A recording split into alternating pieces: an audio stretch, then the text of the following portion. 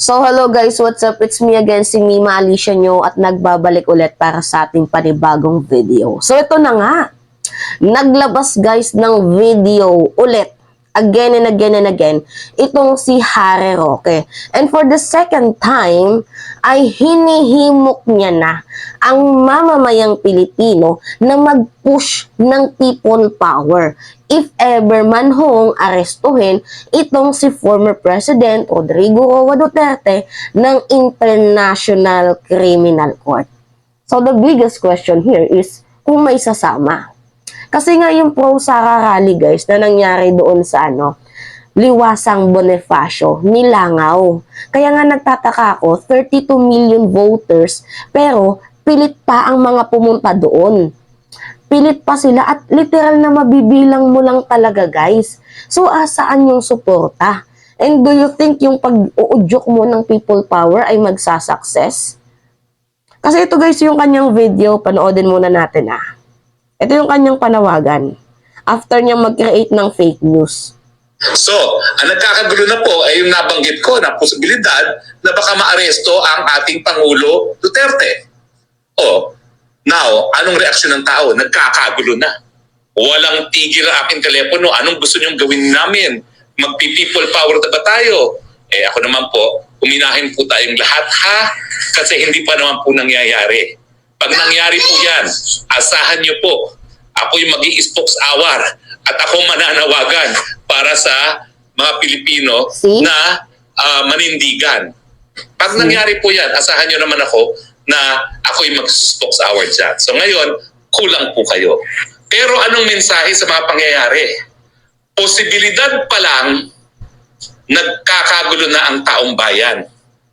So kung sa tingin ng ilan dyan, na dapat mag-cooperate ng Pilipinas pag nagkaroon ng warrant of arrest ang ICC at ito ay ipapaserve sa pulis o sa sundalong Pilipino, think again.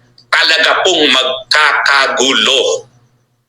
Ayaw ko pong magkagulo, pero wala pong choice yan. Sa dami na nagmamahal kay Presidente Rodrigo Roa Duterte, hindi po papayag yung mga nagmamahal sa kanya na iparesto siya at dalhin sa isang dayuhang bayan.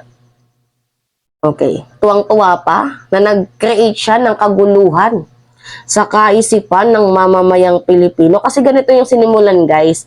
Itong si Harry Roque ay nag-vlog na itong si former President Duterte ay tumawag sa kanya. At ang sabi, anytime daw ay pwede nang arestuhin itong si former President Rodrigo Roa Duterte. Kasi according na mismo sa kanyang sinabing vlog, ipi-play natin mamaya. According na mismo sa kanyang sinabing vlog ay hindi malabo at may katotohanan na posibleng arestuhin itong si former President Duterte dahil according sa nakuha niyang balita, in short sa narinig niya na Marites, ay ididisband daw ang task force ng Davao. At kinumpirma niya ito dahil nga itong si General Browner, if I'm not mistaken, nung nakaraang linggo ay pumunta ng Davao. So, alam na daw nila ang dahilan kung bakit pumunta ng Davao itong si General Browner because bubuwagin na nga ang task force ng Davao. Pero it turns out na, liar, sinungaling itong si Harry Roque dahil ang pinunta ni General Browner doon sa Davao is yung pag-rescue sa kuna kasi may nangyayaring baha doon sa Mindanao na dapat sana trabaho ng ahensya ng mga Duterte kasi nandyan naman sila sa lugar na yan, abay inintay pa na ang kumilos ay si General Browner. Pangalawang reason kung bakit siya pumunta doon is yung operation at yung pangatlo para pangangalanan niya, kausapin niya itong miyembro ng task force ng Davao na ayusin yung kanilang trabaho ukol dito sa mga usaping terrorist activity.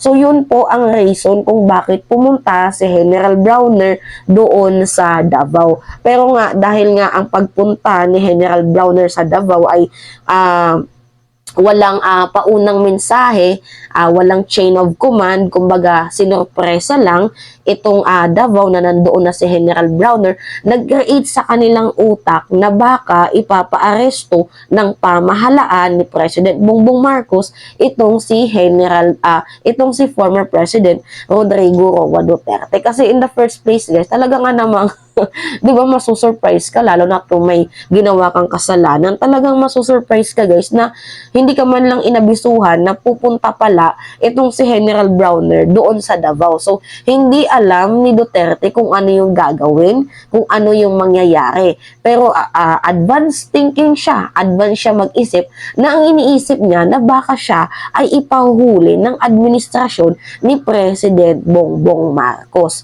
Which is hindi naman po pinahuli kasi ang pinunta ni General Browner doon is for work, for goods, for peace. So ito si Harry Roque, after niyang mag-splook sa vlog niya, kasi ito yung vlog niya guys, sa mga hindi nakakaalam, panood natin ulit sa inyo. Kasi alam niyo ba ho, tatapatin ko kayo, hindi ako nakatulog. Kasi tinawagan ako ni Tatay Digong at ang sabi niya, nakakuha siya ng impormasyon na anytime daw baka siya arestuhin. Naku, ang instinct ko tumakbo sa Davao, sabi ko naman, ano mo magagawa ko kung ako itatakbo doon. Pero hindi talaga ako nakatulog. Now, syempre, nag-amoy-amoy ako kung ano nangyari sa Davao. Abay, parang may katotohanan ng sinasabi niya dahil nakakahalap ako ng balita na i-disband daw ang Task Force Davao. Itong Task Force Davao ay mga 700 na mga sundalo yan. No? At sila ay binuo para protektahan na ang Davao sa banta ng terorismo. Pero syempre, alam nila na loyal sa mga Duterte itong Task Force Davao, so parang nagkaroon nga ng, yan po ugo-ugo ngayon na bubugin daw ang Task Force Davao. At ewan ko lang kung kumpirmado, pero nakakalap din ako ng impormasyon na lumipad daw noong Sabado ang Chief of Staff, si General Browner, dyan sa Davao. No? Hindi ko alam kung yan yung kanilang mga pinag-usapan. No? Pero ang kumpirmado, hindi kumpirmado na alam na ng mga Task Force Davao na parang may order na bubogin na sila. So hindi natin alam kung ano mga mangyari sa susunod na mga araw. Pero ganun pa man, I'd like to assure you na meron naman tayong mga contingency plans. Abangan na lang kung anong susunod na kabanata. Okay, see? Hindi pa nga sigurado, kung hindi mo pa nga alam kung ano yung napagmitingan, abay sinisisi nyo na or pinagbibintangan nyo na ang AFP na bubuwagin ang task force ng Davao. I think guys, itong mga political drama nila na to, I think gusto talaga nilang sirain ang reputasyon ni President Bongbong Marcos. Kumbaga sumasakay lang ito sa issue, kahit hindi naman dapat i-issue. So, natunugan, syempre, kinabahan din tong matanda, kaka-fentanyl mo yan. Kinabahan nitong matanda dahil nga alam niya naman sa sarili niya ata na meron siyang kasalanan, and according na din kay former Senator Antonio Trillanes ng ICC ay tapos na mag-conduct ng investigation, and by the middle of this year ay baka lumabas ng warrant of arrest, ay abay nasa isip niya palagi, parang ready to attack na din siya if ipapahuli ng gobyerno kung sakali man itong si former President Rodrigo Roa Duterte sa AFP or sa kapulisan na huli sa kanya kung lumabas na ang warrant of arrest. Pero anyway guys, ito yung mga political drama na nila ito. Kasi hindi naman pala totoo ang disband issue dito sa task force. Ito ay pawang, senaryo para sirain or maibaling na naman again and again ang sisi kay President Bongbong Marcos. Tapos guys, tuwang-tuwa pa si Harry Roque, 'di ba? Pinakita ko sa inyo yung video. Ano yung sabi niya? Naghimutok siya guys at hinihimok niya ang taong bayan na mag-people power. Kabilang siya sa minuminuto, oras-oras na magiging spokes, magsasalita. Ayaw niyo talaga ng unity, no? Ayaw nyo ng pagkakaisa. Grabe. Kung ano-ano na lang ang napapasok sa utak mga pag-iisip ninyo. Hindi ko alam kung nasa tama pa ba guys yung pag-iisip nila. Pero I think, parang may tama na tong mga to. Imagine. Nakakaloka. Ang lakas ng bintang. Hindi naman pala totoo yung kutob nila. Ang tarantado. Kasi ngayon, maghihimok ka pa ng people's power. And tanong kung may a-attend. Malakas lang kayo sa Davao kasi area nyo yan. Expected na yan. Dito sa Kamaynilaan, Nagkaroon ng pro-Sara rally, nilangaw. Diba? 32 million daw. Pero nilangaw. Ano yan? SD card? Ay, kalma. Kalma. Diba?